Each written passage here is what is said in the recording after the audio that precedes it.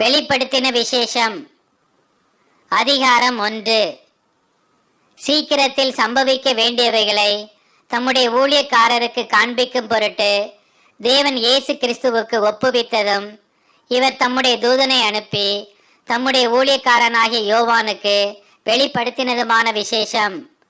இவன் தேவனுடைய வசனத்தை குறித்தும் இயேசு கிறிஸ்துவை பற்றிய சாட்சியை குறித்தும் தான் கண்ட யாவற்றையும் சாட்சியாக அறிவித்திருக்கிறான்.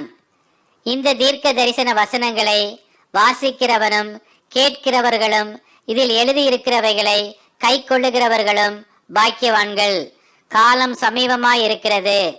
ஆசியாவில் உள்ள 7 சபைகளுக்கும் எழுதுகிறதாவது, இருக்கிறவரும் இருந்தவரும் வருகிறவருமானவராலும் அவருடைய சிங்காசனத்திற்கு முன்பாக இருக்கிற 7 ஆவிகளாலும் உண்மையுள்ள சாட்சியம் மரித்தோரிலிருந்து முதற் பிறந்தவரும் பூமியின் ராஜாக்களுக்கு அதிபதியுமாகிய இயேசு கிறிஸ்துவினாலும் உங்களுக்கு கிருபையும் சமாதானமும் உண்டாவதாக.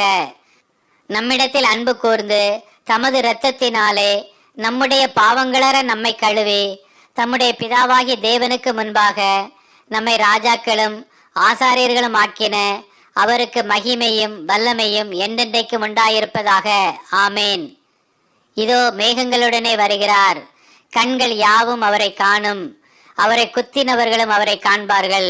பூமியின் கோத்திரத்தார் எல்லாரும் அவரை பார்த்து புலம்புவார்கள். அப்படியே ஆகும்.